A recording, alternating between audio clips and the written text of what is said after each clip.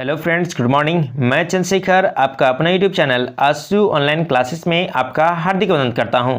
Friends, आज हम लोग बात करने वाले हैं सामान्य विज्ञान से 25 महत्वपूर्ण प्रश्न जो आपका प्रतियोगिता परीक्षाओं में बार बार पूछे जाते हैं। तो चलिए इसी के साथ चालू करते हैं आज का पहला प्रश्न।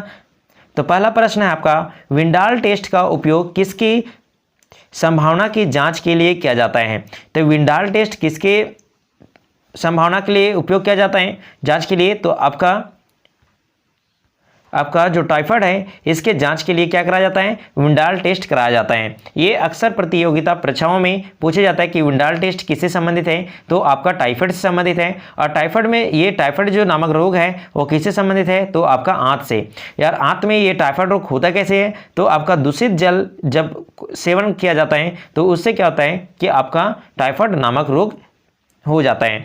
अगला प्रश्न देखते हैं, मानव शरीर के किस अंग में हड्डियों की संख्या सर्वाधिक होती है? तो मानव शरीर के किस अंग में हड्डियों की संख्या सर्वाधिक होती है? तो आपका इसमें अंगुलियों में क्या होता है कि सबसे सर्वाधिक होता है मानव शरीर में। अगला प्रश्न देख लेते हैं, कौन सा रोग ठीक नहीं किया जा सकता है? तो आपका कौन सा रोग ठीक नहीं किया जाता है?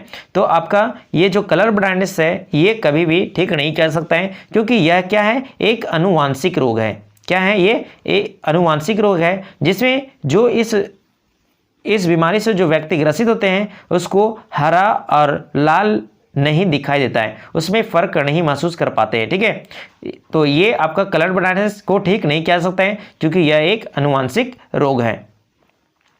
अगला प्रश्न देख लेते हैं, निमोनिया रोग किस अंग को प्रभावित करता है? तो निमोनिया अंग किस रोग जो निमोनिया रोग होता है वो किस अंग को प्रभावित करता है? तो आपका जो फेफड़ा है ये फेफड़े को क्या करता है? ये निमोनिया प्रभावित करता है। अगला प्रश्न देख लेते हैं, रिकेट्स है एक बीमारी, तो रिकेट्स किस में होता है? तो आपका हड्डियों से संबंधित एक तरह से बीमारी है।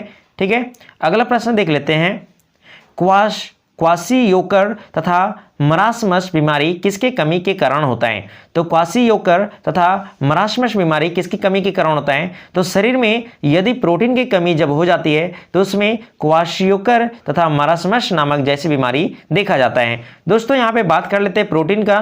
तो प्रोटीन सर्वाधिक हम लोग को कहाँ से प्राप्त होता है? तो आपका सोयाबीन से प्राप्त होता है।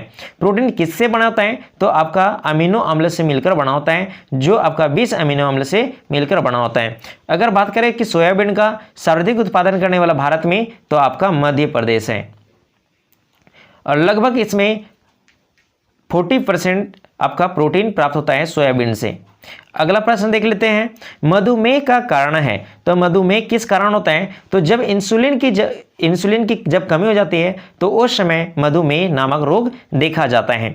अगला प्रश्न देख लेते हैं हम लोग, किस अंग में सर्वाधिक कोलेस्ट्रॉल उत्पादित होता है?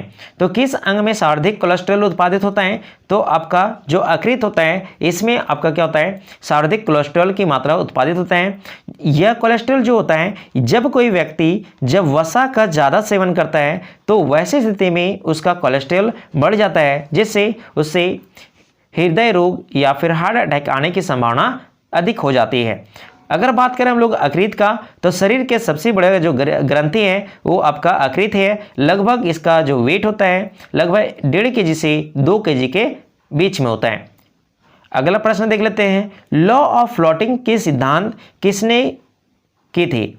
खोज किसने की थी लॉ ऑफ फ्लोटिंग सिद्धांत की? तो आपका आर्किमिडीज ने खोज किया था। किसने किया था? तो आर्किमिडीज ने खोज किया था लॉ ऑफ फ्लोटिंग का सिद्धांत, उत्प्लावन की नियम। अगला प्रश्न देख लेते हैं, जीव विज्ञान का जनक किसे कहा जाता है? तो जीव विज्ञान का जनक किसे कहा जाता है? तो आपका अरस्तु को कहा जाता है। किसे कहा जाता है? अरस्तु को आपका जीव विज्ञान का जनक कहा जाता है। और साथ में जियोलॉजी का भी जन्मदाता आपका इसी को कहा जाता है। अगला प्रश्न देख लेते हैं, निमोनिया किसके कारण होता है? तो आपका निमोनिया किसके कारण होता है? तो आपका बैक्टीरिया के कारण होता है। किसके कारण होता है? बैक्टीरिया के कारण। अगला प्रश्न देख लेते हैं, स्पॉन्डिलाइटिस बीमारी किस से प्रभावित करती है? तो स्पॉन्डिलाइटिस बीमारी जो होता है वो आपका मेरुदंड को क्या करता है? प्रभावित करता है। ठीक है, अब अगला प्रश्न देख लेते हैं हम लोग। अगला प्रश्न है, किसके इलाज में कीमोथेरेपी उपयोग किया जाता है? तो किसके इलाज में कीमोथेरेपी का उपयोग किया जाता है? तो जो कैंसर पीड़ित जो होते हैं लोग होते हैं उसमें आपका कीमोथेरेपी उपयोग किया जाता है इसके इलाज में। अगला प्रश्न देख लेते हैं, सबसे अधिक लोहा पाया जाता है। तो सबसे अधिक लोहा किसमें पाया जाता है? तो हरी सब्जियां में अधिक लोहा पाया जाता है। और सबसे अगर अधिक बात करें लोहा की प्रचुर मात्रा पाया जाता है तो आपका पालक में पाया जाता है। अगला प्रश्न देख लेते हैं, एलर्जी प्रतिक्रिया के कारण उत्पन्न रोग है। तो एलर्जी प्रतिक्रिया के कारण उत्पन्न रोग कौन सा है? तो आपका दमा जो बीमारी है इसमें एलर्जी प्रतिक्रिया के कारण ये उत्पन्न रोग माना जाता है। अगला प्रश्न देख लेते हैं, एंटीटॉक्सिन का इंजेक्शन किसकी रोकथाम के लिए दिया जाता है? तो एंटीटॉक्सिन का इंजेक्शन किसके रोकथाम के लिए दिया जाता है? तो आपका जो टेटनस नामक जो बीमारी रहता है इसमें आपका क्या करा जाता है कि एंटीटॉक्सिन इंजेक्शन दिया जाता है। इसको लॉक जॉ के नाम से भी जाना जाता है इस बीमारी को, टेटनस। चलिए अगला प्रश्न देख लेते हैं, असत्य फल उत्पन्न होता है। तो असत्य फल किससे उत्पन्न होता है? तो आपका जो पुष्प क्रम है इससे असत्य फल का उत्पन्न होता है। अगला प्रश्न देख लेते हैं, सत्य फल का उत्पन्न होता है। तो यहाँ पे बहुत ज़्यादा कंफ्यूज होता है, असत्य फल का निर्माण कहाँ से होता है और आपका सत्य फल का निर्माण कहाँ से होता है। अगर असत्य का बात करें तो आपका पुष्प क्रम से होगा। और देखिए नेक्स्ट अगला प्रश्न है, सत्य फल का उत्पन्न होता है। तो सत्य फल का उत्पन्न कहाँ से होता है? तो आपका अंडाशय से होता है। कहाँ से होता है? अंडाशय से। अगर असत्य बोले तो कहाँ से हो जाएगा? पुष्प क्रम से। और सत्य बोले तो कहाँ से होगा? आपका अंडाशय से होगा। अगला प्रश्न देख लेते हैं, मलेरिया रोग होता है। तो मलेरिया रोग किसके कारण होता है? तो आपका मादा एनाफिलिस जो मच्छर है इसके काटने से क्या होता है? मलेरिया होता है। अगर यहाँ पे बात करें कि डेंगू जो होता है, डेंगू जो रोग होता है वो किसके कारण होता है? तो एडिस एजिप्टी नामक मच्छर के काटने से आपका डेंगू रोग देखा जाता है।